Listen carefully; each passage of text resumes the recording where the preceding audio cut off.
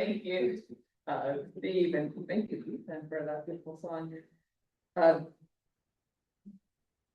This is one of my favorite stories within the Bible. You might have seen me chuckling because I guess I've been waiting to preach on this for a long time. So, will you pray with me? Holy One, may the words of my mouth, the meditations of all our hearts be acceptable in your sight, for you are our rock and our redeemer. All right. How many of you have a sibling, living or dead? Stand up if you are able, if you have a sibling. Well, look around, look around. Having a sibling is one of the most universal experiences. Now, please sit down only if you've never had a problem with your sibling. It seems so many are remaining. The door, what's wrong with you?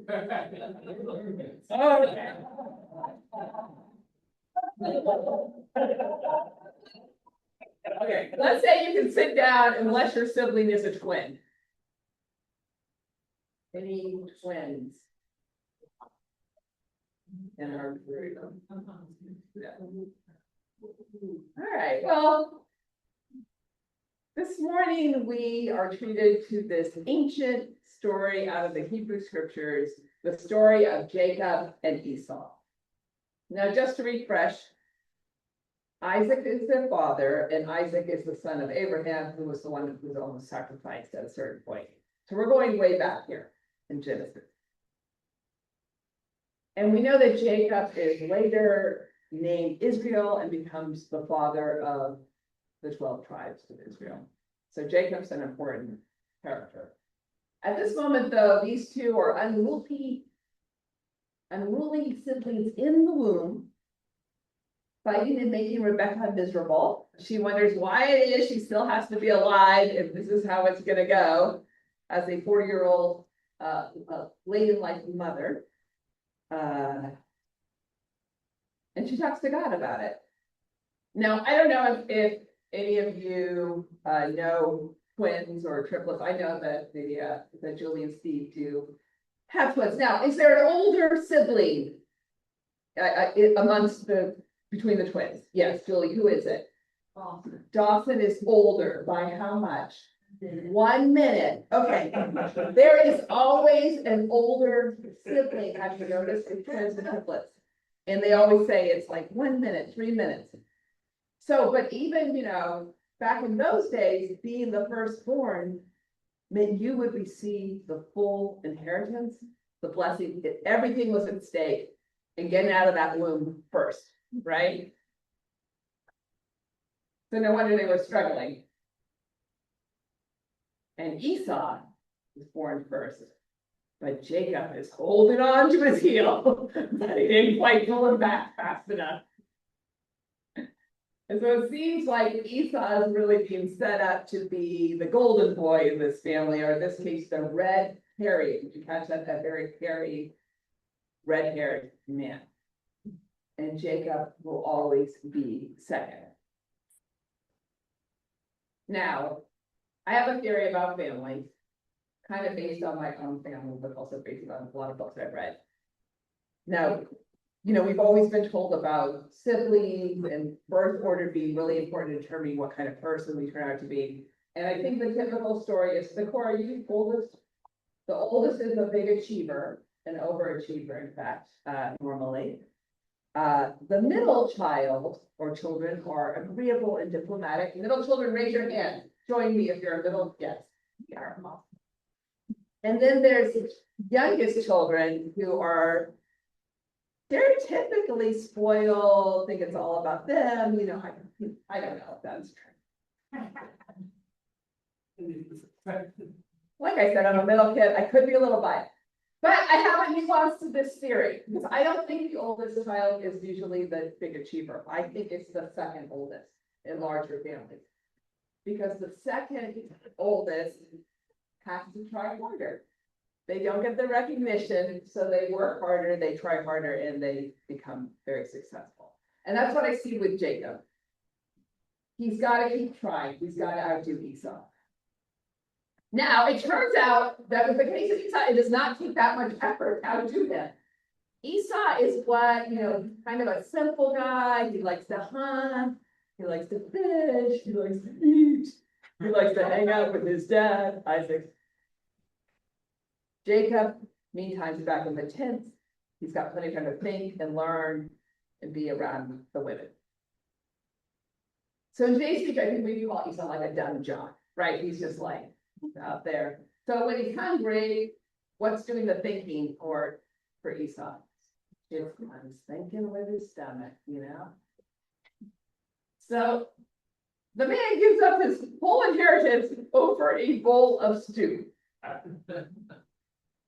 Now, I think you would have to be really hungry to do this. And Jacob's smart. You see, he sees the opportunity and he takes it. What will you give me for this bowl of stew? Oh, your whole inheritance. Great. I got it. And then later in the story, this is not part of our scripture reading, Jacob also steals Esau's blessing, which is pretty sad. When Isaac is laying dying, he literally pretends to be Esau by putting animal fur on his hands.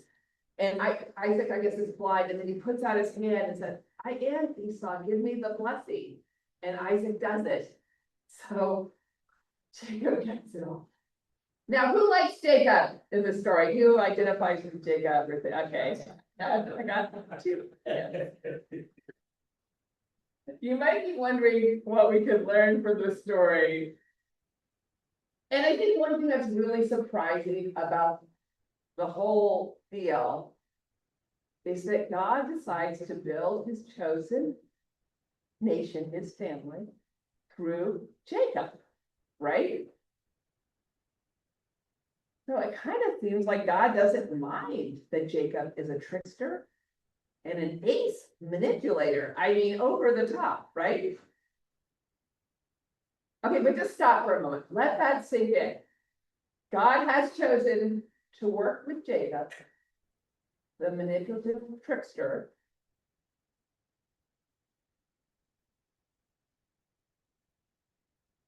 and God has decided that is the kind of person that I can build a world with. Now that might challenge your notions about God. You might have thought God likes the righteous, good people, right?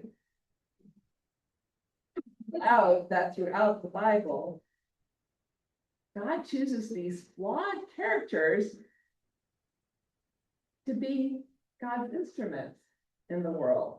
I mean, think about it. There's David, right? We're going to watch this David movie this weekend. I think David's pretty flawed.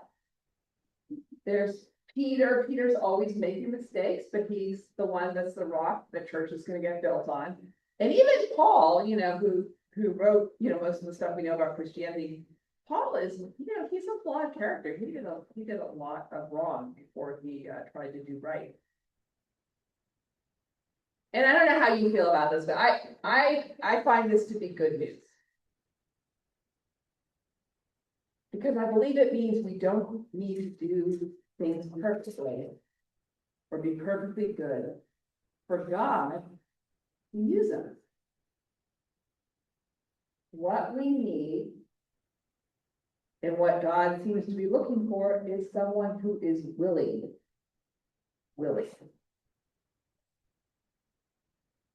Willingness. Openness. And I think it's a little ironic, but I think that God might even go and using that characteristic or flaw that we don't like about ourselves as the main way that God is going to use us in the world. So just sit with that this week. And next time you find yourself condemning yourself for something that you don't like about yourself or something that you're not doing perfectly, try to remember about Jacob. Try to remember about Jacob.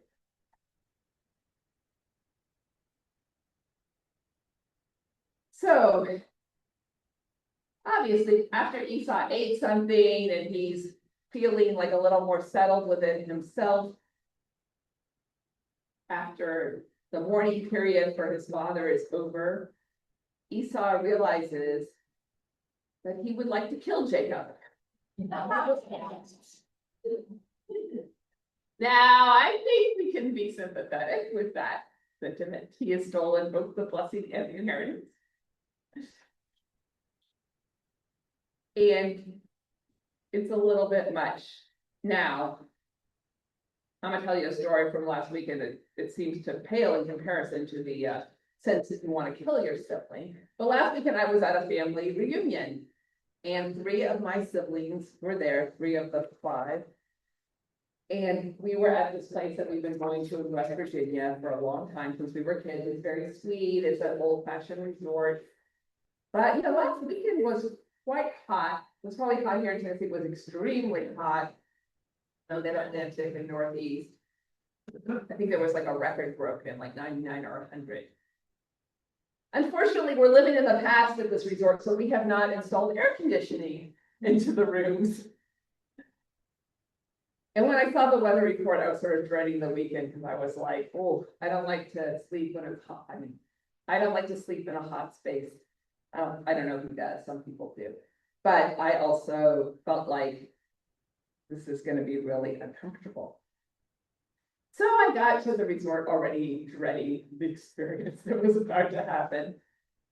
And I found out on top that one of my siblings had rented a cabin just off campus that was air conditioned.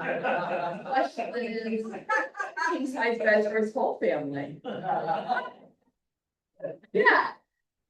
Another sibling had been given the room I usually get, which is on the first floor with an eastern exposure. So if you get some fans going, you usually cool it off at night. I don't know how, but she had my room. When I arrived with my daughters and my daughter's husband, we were assigned to a small room on the 3rd floor of the main house above the kitchen. Oh, a small window. Okay. Walked in the room, it must have been 95 degrees in that room. And on top of that, I was going to need to share a bed with my younger daughter. I'm just saying, I think you all know that. I was like feeling a little angry at my siblings. Was it sibling rivalry, anger, exacerbated by heat and lack of sleep? You bet. But you know what? I found out after the first night, because I have this belief that you can't get something if you don't ask for it. A lot of people don't like to ask for things, so they don't want to bother anyone. Okay. I don't suffer from that problem. Reception desk. Are there any rooms in this campus other than the room that you've given me? I cannot make it. So I did end up getting a room on the lower level. I got my own room. I got to share a bed, so that was positive. And it turned out, I guess I slept with a bag of ice as like a reverse hot water bottle, if that makes any kind of sense. I thought of it in the spur of the moment, but it helped. And everything kind of worked out, and then it cooled off. It rained the last day and things got a little better. And I think, it's not easy to know this, because I think we naturally compete with our siblings for our parents' love, like, from birth on, for attention. We might even compete for food. In our family, it was like, if there was like one piece of chicken left, they didn't have, they weren't as smart as Rowan. They didn't say we could divide this into pieces. We did something called hop hop ho for it. Anyone know what hop hop ho is? That's just a how family thing. We each shook our fists 3 times and we put out a number of fingers. And then that was the total. And they would count around the table and whoever they ended up on would get the piece of chicken. So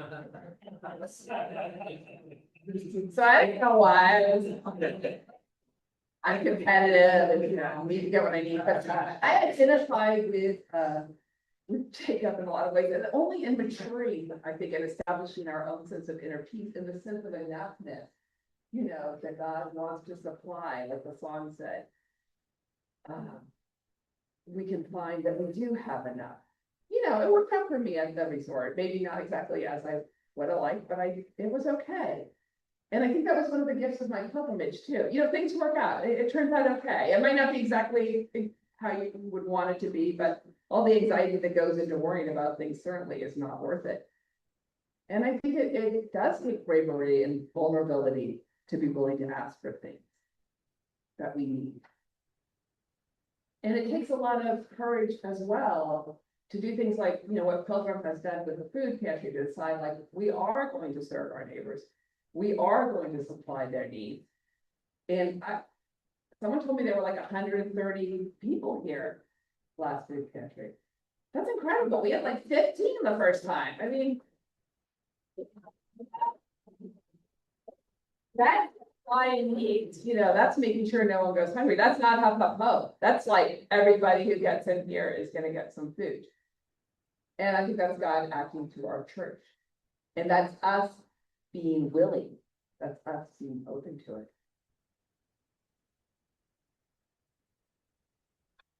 I'm like, how much longer is this sermon? Okay, not first day back after 5 days. I guess I got well, let's get back. Let's get back to our story. Let's get back where we were. After, Esau says he's going to kill Jacob. I think that's where we left it off. Yeah. So Jacob goes away. Good, smart. He's so smart. He's like, I'm out of here. I think Rebecca went with him. And he's gone for many years. Now, he may or may not be ashamed of his behavior, but his behavior continues. He's living with his uncle, he's tricking people, he's doing whatever he's got to do to survive. And I think, Jacob's genuinely afraid if he doesn't keep struggling, he won't have enough. So he's doing what he got to do. Esau sticks around the family home and builds a life. Now, at some point, this is like years later, Jacob needs to return to his homeland. And by now he has several wives, he's got children, he's got livestock. But he's still afraid to go back because he doesn't know if Esau is still angry and planning to kill him. So of course Jacob has a plan. He's got his stuff with him. He's gonna offer Esau everything. And he's going up to him. And when Esau sees him in the distance, he runs to him, he receives him with open arms, he hugs him, he kisses him, he cries. He's not mad.